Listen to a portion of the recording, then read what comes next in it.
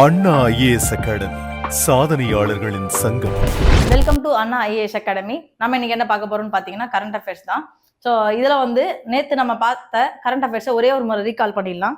So first நம்ம என்ன பார்த்தோம்னா இன்று என்ன நாள் பார்த்தோம். ஸோ பொருளாதாரத்தை வந்து ஊக்குவிக்கும் விதமாக நம்முடைய அரசு வந்து என்ன கொண்டு வந்திருக்கு அப்படின்னு சொல்லி பார்த்தீங்கன்னா வங்கிகள் தினம் தான். இந்தியாவின் முதல் வங்கி எதுப்பா? ஹிந்துஸ்தான் நிறுவனம் தான். ஸோ ஹிந்துஸ்தான் அப்படின்ற பேங்க் வந்து எங்க ஸ்டார்ட் பண்ணப்பட்டுச்சுன்னு பார்த்தீங்கன்னா கொல்கத்தால 1770 தான் வந்து ஸ்டார்ட் பண்ணப்பட்டுச்சு. இது எப்போ கலைக்கப்பட்டுச்சுன்னு பார்த்தீங்கன்னா 1830 32 இடைப்பட்ட காலத்துல தான் வந்து கலைக்கப்பட்டுச்சு அப்படின்னு சொல்லி பார்த்தோம். ஸோ சதிகல் சிற்பம் வந்து எங்க கண்டுபிடிக்கப்பட்டதுன்னு பார்த்தீங்கன்னா நம்ம காஞ்சிபுரத்துல இருக்கக்கூடிய ஓரிக்கையில திருவள்ளுவர் தெருவில் தான் கண்டுபிடிக்கப்பட்டுச்சு. இந்த சதிகல் சிற்பம் வந்து எந்த நூற்றாண்டை சேர்ந்தது அப்படின்னு சொல்லி பார்த்தீங்கன்னா 17ஆம் நூற்றாண்டை சேர்ந்த சிற்பம் அப்படின்னு சொல்லியிருக்காங்க. ஸோ இந்த சிற்பத்துல யார் இருந்தா என்ன இருந்துச்சுன்னு பார்த்தீங்கன்னா ஒரு வீரனும் பக்கத்துல 2 பெண்களும் இருந்ததா வந்து இந்த சிற்பம்ல இருக்கு. ஓகேங்களா. நெக்ஸ்ட் அறிவுசார் மையங்கள். மொத்தம் வந்து எத்தனை அறிவுசார் மையங்கள் வந்து நம்முடைய ஆதி திராவிடர் நலத்துறை வந்து தொடங்குவதற்கு ஒப்புதல் தெரிவிச்சிருக்காங்க? மொத்தம் எத்தனை அறிவுசார் மையங்கள் வந்து தொடங்க இருக்காங்கப்பா? 126 கிராமங்கள்ல அறிவுசார் மையங்கள் வந்து தொடங்க இருக்காங்க. ஸோ இதுல வந்து பாத்தீங்கன்னா முக்கியமா வந்து நாமக்கல்ல தான் அதிகமா தொடங்க இருக்காங்க. யாருக்காக தொடங்க இருக்காங்க அப்படின்னு சொல்லி பார்த்தோம்னா ஆதி திராவிடர் மற்றும் பழங்குடியின மக்கள் வந்து டெவலப் ஆகணும் அப்படின்றதுக்காக தான் தொடங்க இருக்காங்க. ஸோ இதுல வந்து முக்கியமா நம்ம சொல்லணும்னா கல்வி அறிவு மாணவர்களுக்கு செழிப்பா வளரணும் அப்படின்ற காரணத்துக்காகவும் சுய உதவி குழுக்கள் வந்து வளரணுன்றதுக்காகவும் அண்ணன் வந்து பாத்தீங்கன்னா விவசாயிகள் வந்து தங்களுடைய திட்டங்களை வந்து தெரிஞ்சுக்கணும் அப்படின்றதுக்காகவும் தான் பாத்தீங்கன்னா இந்த அறிவுசார் மையங்கள்லாம் தொடங்க இருக்காங்க. ஓகேங்களா. அதுக்கு அடுத்தது பிரதமருடைய அலுவலகத்தின் பெயர் மாற்றம். பிரதமரின் அலுவலக பெயர் மாற்றம். ஓகேங்களா. ஸோ பிரதமருடைய அலுவலக பெயர் மாற்றம் என்னப்பா? லோக் கல்யாண் மார்க் அப்படின்னு சொல்லி எப்ப தெரிவிச்சாங்க? 2016 வந்து லோக் கல்யாண் மார்க்கா இருந்துச்சு. தற்போது வந்து பாத்தீங்கன்னா 2025 இதனோட பேர் என்னவா மாத்திருக்காங்க? மறக்காம கமெண்ட்ல சொல்லுங்க. ஓகேவா. ஸோ சேவை தளம் அப்படின்னு சொல்லக்கூடிய சேவா தீர்த் அப்படின்னு சொல்லி மாத்திருக்காங்க. ஓகேங்களா. நெக்ஸ்ட் போலாம். இந்த ஸ்கீம்கான காரணம்லாம் என்ன அப்படின்னு பார்த்தீங்கன்னா மெயின் தீம் வந்து ஒரே பாரதம் உன்னத பாரதம் அப்படின்ற இதுல தான் வந்து செயல்படுத்திட்டு வராங்க. ஓகேங்களா. ஸோ காசி தமிழ்ச்சங்கமும் 4.0 வந்து இந்த வருஷம் நடத்துறாங்க. ஸோ இதுல வந்து வெளியிட்ட புத்தகத்தோட பேர் என்ன அப்படின்னு மறக்காம கமெண்ட்ல சொல்லுங்க. ஓகேவா. நெக்ஸ்ட் போலாம். இன்னைக்கு நம்ம என்ன பார்க்க போறோம்னு பார்த்தீங்கன்னா இன்று என்ன நாள் தான். முதல்ல வந்து உலக மண் தினம். ஓகேங்களா. பாதுகாப்பு படையில வந்து என்ன செயல்படுத்தியிருக்காங்கன்னு பார்க்க போறோம். தொழிலாளர் நல சட்டங்கள் வந்து ஒரு வாரமா பேசப்பட்டு வந்த பொருள் தான் இது, தொழிலாளர் நல சட்டங்கள். அதுக்கு அடுத்தது நுண்கடன் வசதி வழங்கும். நுண்கடன் வசதி வந்து எங்க அதிகமா வழங்கப்பட்டிருக்குன்னு பாத்தீங்கன்னா ரெப்கோ வங்கி தான் வழங்கப்பட்டிருக்கு. இவங்களுக்கு வந்து ஏ கிரேட் அப்படின்றதையும் வழங்கியிருக்காங்க. நெக்ஸ்ட் பாத்தீங்கன்னா ராஜீவ்காந்தி மருத்துவமனையில புதிய கருவி வந்து இம்ப்ளிமெண்ட் பண்ணியிருக்காங்க. ஓகேவா. ஸோ ஃபர்ஸ்ட் நம்ம பார்க்க போகிறது இன்று என்ன நாள் தான். ஸோ உலக மண் தினம் வந்து இன்னைக்கு நம்ம அனுசரிச்சுட்டு வரோம். இது எதுக்காக அப்படின்னு சொல்லி பார்த்தீங்கன்னா மண்ணோட வளங்களை வந்து நம்ம எப்படியெல்லாம் சீரழிக்கிறோம் அப்படின்னு சொல்லிட்டு சொல்லலாம். ஸோ இதில் வந்து பார்த்தீங்கன்னா பிளாஸ்டிக் பேக்ஸ் வந்து அதிகமாக டிப் பண்ணி வைக்கிறது, அந்த வந்து பார்த்தீங்கன்னா இந்த பொருட்கள் வந்து இத்தனை நாள் ஆகும் மண்ணில் வந்து மக்கறதுக்கு அப்படின்ற முதற்கொண்டு வந்து பார்த்தீங்கன்னா நமக்கு விழிப்புணர்வு அதிகமாக தேவைப்படுது. ஸோ நிலையான மண் மேலாண்மையை ஆதரித்தவர் யாருன்னு சொல்லி பார்த்தீங்கன்னா தாய்லாந்தின் மன்னர் அதுல்ய தேஜ் அப்படின்றவர் தான். இவரோட நினைவை போற்றும் விதமா தான் வந்து பாத்தீங்கன்னா ஆண்டுதோறும் டிசம்பர் 5ஆம் தேதி வந்து பாத்தீங்கன்னா நம்ம உலக மண் தினம் வந்து கொண்டாடிட்டு வரோம். ஸோ இதுல வந்து பாத்தீங்கன்னா ஐநா அதாவது ஐக்கிய நாடுகள் சபை வந்து எந்த ஆண்டுல இருந்து அனுசரிக்கப்பட்டுச்சு அப்படின்னு சொல்லி பாத்தீங்கன்னா 2014 டிசம்பர் 5 வந்து இவங்க வந்து மண் தினம் வந்து அனுசரிக்கலாம்னு சொல்லியிருக்காங்க. இந்திய மண் பாதுகாப்பு முயற்சிகள்ல பாத்தீங்கன்னா ஆரம்ப காலத்துல இருந்தே வந்து எப்படி வந்து நம்ம மீட்டு கொண்டு வரணும் அப்படின்றதுக்காக கொண்டு வந்திருக்காங்க. ஸோ இந்த ஸ்கீம் பேர் என்னன்னு சொல்லி பாத்தீங்கன்னா மிட்டி பச்சாவ், மண்ணை காப்பாற்றுங்கள் அப்படின்ற நோக்கத்தோட தான் வந்து பாத்தீங்கன்னா இது தொடங்கப்பட்டிருக்கு. 1977ஆம் ஆண்டு மத்திய பிரதேசத்துல இருக்கக்கூடிய ஹோஷங்காபாத் அப்படின்ற இடம் தான், அதாவது நர்மதாபுரம் அப்படின்ற இடத்துல தான் இது தொடங்கப்பட்டிருக்கு. நெக்ஸ்ட் ஸோ பாதுகாப்பு படை வந்து பார்க்க போறோம். ஸோ பாதுகாப்பு படையில வந்து பாத்தீங்கன்னா என்னென்ன போர் விமானங்கள்லாம் இருக்கு இது வரைக்கும் சொல்லுங்க பார்க்கலாம். பாதுகாப்பு படையில இருக்கக்கூடிய போர் விமானங்கள் வந்து ஃபைட்டர் ஜெட்ஸ் அப்படி சொல்லணும்னா ரஃபேலு, சுகோய் M30 இந்த விமானங்கள் தான் இருக்கு. ஹெலிகாப்டர்ல பாத்தீங்கன்னா துரு, சீடாக், சினூக் அப்படின்ற போர் விமானங்கள்லாம் வந்து பாத்தீங்கன்னா இருக்கு. இதெல்லாம் வந்து பாத்தீங்கன்னா இந்த இருக்கக்கூடிய போர் விமானங்கள் இருக்குல்ல, ஸோ இப்போ நம்ம சொன்ன ஃபைட்டர் ஜெட்ஸ் ஆகட்டும் இல்லை ஹெலிகாப்டர்ஸ் ஆகட்டும், இது எல்லாத்துலேயுமே சேஃப்டி வந்து இருக்கா அப்படின்னு சொல்லி பார்த்தீங்கன்னா பைலட்ஸ்க்கு நிச்சயமா கிடையாது. ஸோ இந்த சேஃப்டி பர்பஸ்க்காக தான் வந்து பார்த்தீங்கன்னா தற்போது தொடங்கி இருக்கக்கூடிய திட்டம் தான் என்னன்னு சொல்லி பாத்தீங்கன்னா, சீட் இருக்குல்ல, பைலட்டோட சீட்டே வந்து பாத்தீங்கன்னா அதாவது விச் மீன்ஸ் எப்படி சொல்றது, இப்போ வந்து டேஞ்சர் ஜோன்ல வந்து ஹெலிகாப்டர் போயிட்டு இருக்கு, ஃபைட்டர் ஜெட் போயிட்டு இருக்கு. ஸோ இதுல இருந்து வந்து பைலட் தப்பிக்கணும் அப்படின்னா என்ன செய்வாங்க அப்படின்னு சொல்லி பாத்தீங்கன்னா, உட்கார்ந்து இருக்கக்கூடிய இருக்கையே வந்து பாத்தீங்கன்னா ஃபைட்டர் ஜெட்டை வித்து வெளியே ஜம்ப் பண்ற மாதிரி வந்து கொண்டு வந்திருக்காங்க. ஸோ அவங்களோட உயிருக்கு வந்து பாதுகாப்பு தேவை, அது வந்து ரொம்ப முக்கியம் அப்படின்ற காரணத்துக்காக இந்த திட்டத்தை வந்து கொண்டு வந்திருக்காங்க. இது என்ன அப்படின்னு பாத்தீங்கன்னா, சண்டிகரில் அமைந்துள்ள விமான பரிசோதனை மையத்துல தான் வந்து பாத்தீங்கன்னா இதை இம்ப்ளிமெண்ட் பண்ணாங்க. 800 கிலோமீட்டர் வேகத்துல வந்து விமானப்படை பயன்பாட்டுக்கு இந்த இலகுரக போர் விமானங்கள் வந்து உள்நாட்டிலேயே தயாரிக்கப்படுகிறது. ஸோ இதுல வந்து என்ன பண்றாங்கன்னு பாத்தீங்கன்னா, ஆபத்தான நேரங்கள்ல பைலட் வந்து தப்பிப்பதற்காக வந்து சீட்டின் அடியில வந்து ஒரு ராக்கெட் மோட்டார் இருக்கும். ஸோ அந்த ராக்கெட் மோட்டார் பக்கத்துல இருக்கக்கூடிய ஒரு பட்டனை பிரஸ் பண்ணாங்க அப்படின்னா அந்த ஹெலிகாப்டர்ல இருந்தே வந்து அவங்க தூக்கி வீசப்படுவாங்க.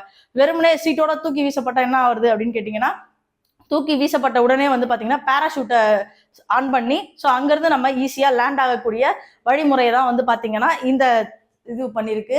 ஸோ பின்னர் வந்து பாராஷூட் உதவியுடன் வந்து அவங்க ஈஸியா தரையிறங்கலாம் அப்படி சொல்லியிருக்காங்க. போர் விமான பைலட் இருக்கையை வந்து வெளியேற்றும் சோதனையில் வந்து வெற்றி பெற்று முன்னணி நாடுகளோட பட்டியலில் பார்த்தீங்கன்னா நம்மளோட இந்தியாவும் இடம்பெற்றிருக்குன்னு சொல்றாங்க. ஓகேவா? ஸோ சண்டிகர்ல அமைந்துள்ள விமான பரிசோதனை மையத்துல தான் இதை வந்து நேற்று இம்ப்ளிமெண்ட் பண்ணி பார்த்துருக்காங்க. ஸோ சக்சஸ்ஃபுல்லா வந்து பாத்தீங்கன்னா, ஆனா இது சொல்லும் போது என்ன சொல்றாங்கன்னு பாத்தீங்கன்னா, அந்த ஃபைட்டர் ஜெட்ல ஹெலிகாப்டர்ல இருந்து அந்த விமானி வந்து தூக்கி வீசப்படுவார் அப்படிதான் சொல்றாங்க.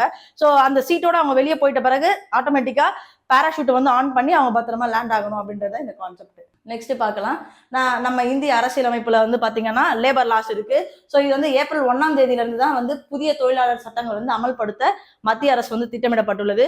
ஸோ இதுல என்னென்னலாம் வந்து அமல்படுத்த இருக்காங்கப்பா, இதுல வந்து பாத்தீங்கன்னா நம்ம லேபர் லாஸ்ல எக்கச்சக்கமா இருக்கு. இதுல 48 மணி நேர பணி நேரம் அப்படி சொல்லியிருந்தாங்க. இந்த 48 மணி நேர பணி வந்து ஒரு வாரத்துல 5 நாட்கள் அவங்க செஞ்சாங்க அப்படின்னா 3 நாட்கள் வந்து அவங்களுக்கு விடுப்பு தரணும் அப்படி சொல்லியிருக்காங்க. 48 மணி நேரம் பணி புரிஞ்சாங்க அப்படின்னா 3 நாட்கள் விடுப்பு தரணும். அது மட்டும் இல்லாம இவர்களுக்கு வந்து பணி பாதுகாப்பு, அப்புறமா வந்து அவங்களோட ரைட்ஸு, பணி பாதுகாப்போட சேர்ந்து செல்ஃப் அவேர்னஸும் இருக்கணும் அப்படின்னு சொல்றாங்க. அது மட்டும் இல்லாம ஒரு நாளைக்கு 12 ஹவர்ஸ் வந்து அவங்க வேலை செய்யலாம். அப்படி வேலை செஞ்சாங்க அப்படின்னா 48 ஹவர்ஸ் வந்து கால்குலேட் ஆகுதா அப்படின்னு செக் பண்ணிக்கணும். இதுக்கு முன்னாடி எல்லாம் பாத்தீங்கன்னா ஆல்மோஸ்ட் வந்து 284 டேஸ் வந்து கிட்டத்தட்ட வந்து அவங்க லீவ், அதாவது வேலை செஞ்சிருந்தாங்க அப்படின்னா அவங்களுக்கு லீவ் தரலாம். இப்போ வந்து பாத்தீங்கன்னா அதை அப்படியே ஷார்ட் பண்ணிருக்காங்க. 180 டேஸா வந்து கட் ஷார்ட் பண்ணிருக்காங்க. இவங்க 180 டேஸ் வந்து வேலை செஞ்சிருக்காங்க அப்படின்னா இவங்களுக்கு கட்டாயம் லீவ் தரலாம் அப்படின்னு சொல்லியிருக்காங்க. அண்ட் தென் வந்து பாத்தீங்கன்னா ஒரு ஒர்க்கர் வந்து ஒர்க் பண்றாங்க அப்படின்னா அவங்க வந்து 12 மந்த்ஸ் கண்டினியூஸா ஒர்க் பண்ணாங்க அப்படின்னா அவங்களுக்கு வந்து பாத்தீங்கன்னா ஆட்டோமேட்டிக்கா கிராட்டுவிட்டி இதெல்லாம் தரணும் அப்படின்னு சொல்லியிருக்காங்க. ஸோ கான்ட்ராக்ட் பேசிஸா ஒர்க் பண்றவங்களுக்கும் இது வந்து பெனிஃபிட்டா இருக்கும். ஆனா இப்போ என்ன பண்ணுவாங்க அப்படின்னு சொல்லி பாத்தீங்கன்னா, இப்படி ஒரு சட்டம் வந்த பிறகு 11 மாசம் தான் வந்து பணிபுரியும் நோக்கில வந்து இந்த திட்டம் வந்து ஆட்டோமேட்டிக்கா நம்ம பீப்புள் எல்லாருமே மாத்தி அமைச்சிருவாங்க சட்டத்தை. ஸோ இது வந்து பாத்தீங்கன்னா வருத்தக்குரிய ஒண்ணுதான். நெக்ஸ்ட் போலாம். தொழிலாளர் நலனுக்காக பழைய 29 சட்டங்களை வந்து ஒருங்கிணைத்து புதிய தொழிலாளர் சட்டங்களை மத்திய அரசு உருவாக்கியுள்ளது. ஸோ அதன்படி பாத்தீங்கன்னா ஊதிய சட்டம் 2019, அண்ட் தென் வந்து பாத்தீங்கன்னா லேபர் லாஸோட இருக்கக்கூடிய ரிலேஷன்ஷிப் 2010, சமூக பாதுகாப்பு சட்டம் 2020, பணி பாதுகாப்பு தரம், அண்ட் தென் வந்து பாத்தீங்கன்னா பணிச்சூழல் விதி 2020 ஆகிய சட்டங்களை வந்து அமல்படுத்துவதற்கான அறிவிக்கையை தான் நம்முடைய மத்திய அரசு கொண்டு வர திட்டமிட்டுள்ளது. நெக்ஸ்ட் போலாம். ஸோ இந்திய பொருளாதாரத்துல தமிழக நிர்வாகம் தான் நம்ம பார்க்க போறோம். வங்கி இல்லாத நிதி நிறுவனமான சென்னையை தலைமையிடமாக கொண்டு ரெப்கோ நுண்கடன் நிறுவனம் வந்து ரெப்கோ வங்கியின் துணை நிறுவனமா செயல்பட்டு வருது. ஸோ இந்த ரெப்கோ நிறுவனம் வந்து என்ன பண்ணியிருக்காங்க, இதனோட நோக்கம் என்ன அப்படின்னு சொல்லி பாத்தீங்கன்னா, 15 ஆண்டுகளுக்கும் மேலா இவங்க என்ன பண்ணியிருக்காங்கன்னா பெண்களுடைய மேம்பாட்டுக்கு உதவும் வகையில வந்து குறைந்த வட்டி விகிதத்துல நுண்கடன்லாம் வழங்கியிருக்காங்க. அப்படி இருக்கக்கூடிய இந்த ரெப்கோ நிறுவனம் வந்து இக்ரா எனப்படும் முதலீட்டு தகவல் மற்றும் கடன் மதிப்பீட்டு நிறுவனமான என்ன வழங்கியிருக்காங்கன்னு சொல்லி பாத்தீங்கன்னா, இந்த ரெப்கோ வங்கிக்கு ஏ கிரேட், ஏ தர மதிப்பீடு வந்து வழங்கியிருக்காங்க. நெக்ஸ்ட், இது வந்து ஒரு கடன் வழங்கணும் அப்படின்னா அது குறைந்த வட்டி தொகையா இருந்தாலும் சரி, அதிக வட்டி தொகையா இருந்தாலும் சரி, நம்ம வந்து அதை கலெக்ட் பண்றதுன்றது ரொம்ப சிரமமான விஷயம் மக்களின் மத்தியில. ஸோ அதுக்கு மத்தியில வந்து பாத்தீங்கன்னா நுண்கடன் வசதி வந்து சிறப்பா இந்த ரெப்கோ வங்கி செயல்படுத்தியிருக்குன்னு சொல்லியிருக்காங்க. மிகவும் சவாலான இந்த நுண்கடன் பிரிவுல வந்து பாத்தீங்கன்னா இந்நிறுவனம் வந்து வணிக செயல்திறனையும் நிதி வழங்கலில் ஒழுக்கத்தையும் வந்து வெளிப்படுத்தியதால இந்த ரெப்கோ வங்கிக்கு வந்து ஏ கிரேட் வழங்கப்பட்டிருக்கு அப்படின்னு சொல்லி யார் சொல்றா அப்படின்னு பாத்தீங்கன்னா இக்ரா எனப்படும் நிறுவனம் தான் சொல்றாங்க. ஸோ முதலீட்டு தகவல் மற்றும் கடன் மதிப்பீட்டு நிறுவனம் தான் இந்த ஏ கிரேடை அவங்களுக்கு வழங்கி இருக்கு. நெக்ஸ்ட் போலாம். சுகாதாரத்துறை. ஏற்கனவே வந்து பாத்தீங்கன்னா நம்முடைய ராஜீவ்காந்தி பொது மருத்துவமனையில நிறைய உயர்தர சிகிச்சை எல்லாம் வழங்கப்பட்டு வருது. அப்படி வழங்கப்பட்டு வரக்கூடிய இந்த மருத்துவமனையில பாத்தீங்கன்னா அதிநவீன டெஸ்லா எம்ஆர்ஐ கருவி வந்து பயன்பாட்டுக்கு கொண்டு வரப்பட்டிருக்கு. இந்த எம்ஆர்ஐ கருவி வந்து எவ்வளவு கோடி மதிப்பு அப்படின்னு சொல்லி பாத்தீங்கன்னா 12 கோடியிலான மதிப்பு. ஸோ நம்ம ரீசெண்டா கூட பார்த்தோம், எக்மோர் சைல்டு ஹாஸ்பிட்டல்ல வந்து நிறைய ஸ்கீம்ஸ் மூலயமா வந்து இப்போ முதல்வருடைய காப்பீட்டு திட்டம் மூலயமா 15 lakhs செலவாகக்கூடிய அந்த திட்டத்தை வந்து நம்ம என்ன பண்ணியிருக்காங்க அப்படின்னு சொல்லி பார்த்தீங்கன்னா குழந்தைகளுக்கு வந்து உணவு குழாயில் இருக்கக்கூடிய அடைப்பை கிளீன் பண்ணியிருக்காங்க. இது மாதிரி நிறைய விஷயங்கள் செஞ்சிருக்காங்கன்னு சொன்னோம். அதில் ஒரு பகுதியாக தான் பார்த்தீங்கன்னா அரசு மருத்துவமனையை மேம்படுத்தும் விதமாக தான் 12 கோடியிலான இந்த டெஸ்லா எம்ஆர்ஐ கருவி வந்து பயன்பாட்டுக்கு கொண்டு வந்திருக்காங்க. இந்த அதிநவீன கருவி வந்து முழுமையாக தானியங்கி கருவியாக தான் இருக்கு. இதுல வந்து புற ரத்த குழாய் நோய் அறிதல் கருவியை வந்து மக்கள் பயன்பாட்டுக்கு கொண்டு வந்திருக்காங்க. ஸோ இன்று என்ன நாள்ல உலக மண் தினம், டிசம்பர் 5ஆம் தேதி தான் உலக மண் தினமா நம்ம கொண்டாடிட்டு வரோம். உலக மண் தினம் யாரோட நினைவா நம்ம கொண்டாடுறோம் அப்படின்னு சொல்லி பாத்தீங்கன்னா தாய்லாந்து மன்னர் அதுல்யா தேஜோட நினைவா தான் நம்ம இதை கொண்டாடுறோம். யாரோட ஸ்டார்டிங்ல பாத்தீங்கன்னா ஐக்கிய நாடுகள் சபை வந்து முதல்ல 2014 டிசம்பர் 5ஆம் தேதி தான் வந்து பாத்தீங்கன்னா தொடங்கியிருக்காங்க. இந்தியா வந்து மண் பாதுகாப்பு முயற்சிகள்ல ஆரம்ப கால இயக்கமா வந்து எந்த இயக்கத்தை வந்து முன் வச்சாங்கன்னு சொல்லி பாத்தீங்கன்னா மிட்டி பச்சாவ், அதாவது மண்ணை காப்பாற்றுங்கள் அப்படின்ற திட்டத்துல தான் வந்து இதை செயல்படுத்திட்டு வராங்க. 1977ஆம் ஆண்டு எங்க ஸ்டார்ட் பண்ணாங்கன்னு பாத்தீங்கன்னா மத்திய பிரதேசத்தின் ஹோஷங்காபாத் அப்படின்ற இடத்துலயும் நர்மதாபுரம் அப்படின்ற இடத்துல தான் வந்து செயல்படுத்த தொடங்கினாங்க. நெக்ஸ்ட் பாதுகாப்பு படை. சண்டிகர்ல அமைந்துள்ள விமான பரிசோதனை மையத்துல வந்து பாத்தீங்கன்னா 800 கிலோமீட்டர் வேகத்துல விமானப்படை பயன்பாட்டுக்கு இலகு ரக போர் விமானங்கள் வந்து தயாரிக்கப்பட்டு வருதுன்னு சொல்லியிருக்காங்க. ஸோ இங்கதான் வந்து பாத்தீங்கன்னா பைலட்டோட சேஃப்டி பர்பஸை கருத்துல கொண்டு என்ன பண்ணிருக்காங்கன்னா சீட்டு இருக்குல்ல, பைலட்டோட சீட்டு வந்து ஆபத்தான முறையில எப்பாவது பயணம் நடக்குது அப்படின்னா அவங்க வந்து அந்த சீட்டோட வெளியே ஜம்ப் பண்ணக்கூடிய திட்டத்தை வந்து இம்ப்ளிமெண்ட் பண்ணியிருக்காங்க. ஸோ அப்படி இம்ப்ளிமெண்ட் பண்ணதுல வந்து மொத்தம் எந்த போர் விமானமா, அதாவது ஃபைட்டர் ஜெட்டா இருந்தாலும் சரி இல்ல ஹெலிகாப்டரா இருந்தாலும் சரி, அவங்க வந்து அந்த சீட்டோட வெளியே ஜம்ப் பண்ணும்போது பேராஷூட் உதவியோட அவங்க பத்திரமா வந்து கீழே இறங்கலாம் அப்படி சொல்லியிருக்காங்க. ஸோ நெக்ஸ்ட் வந்து பாத்தீங்கன்னா இந்த இது வந்து பத்திரமா இம்ப்ளிமெண்ட் பண்ணப்பட்டிருக்கு. அடுத்ததா பாத்தீங்கன்னா ஏப்ரல் 1ஆம் தேதியில இருந்து என்ன இம்ப்ளிமெண்ட் பண்ண போறாங்கன்னா புதிய தொழிலாளர் சட்டங்களை தான் அறிமுகப்படுத்த போறாங்க. நம்முடைய மத்திய அரசு புதிய தொழிலாளர் சட்டத்தை ஏப்ரல் 1ஆம் தேதி முதல் அமல்படுத்த இருக்காங்க. தொழிலாளர் நலனுக்காக பழைய 29 சட்டங்களை வந்து பாத்தீங்கன்னா ரெனோவேட் பண்ணி இப்ப நம்ம கொடுக்க போறாங்க. மொத்தம் எவ்வளவு நேரம் வேலை பார்க்கலாம் வாரத்துக்குன்னு பாத்தீங்கன்னா 48 hours, பெர் டேக்கு 12 hours கூட கால்குலேட் பண்ணிக்கலாம். அது அவங்களோட விருப்பம் தான். அதன் வந்து பாத்தீங்கன்னா 12 months வந்து ஒருத்தர் வேலை பார்த்துருக்காங்க அப்படின்னா அவங்களுக்கு வந்து கிராட்டிவிட்டி வழங்கணும்னு சொல்லியிருக்காங்க. ஸோ 11 months வேலை பார்த்தாக்கா கிராட்டிவிட்டி கிடையாது அவங்களுக்கு.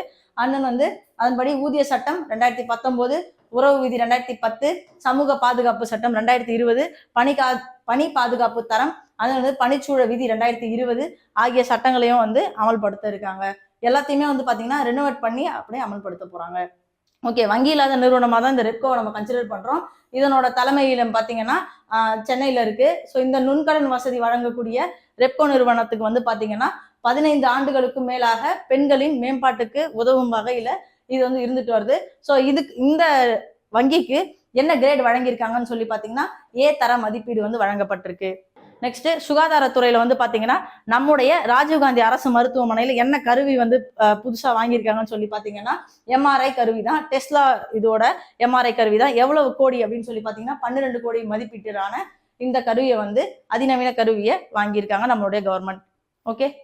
Okay, thank you.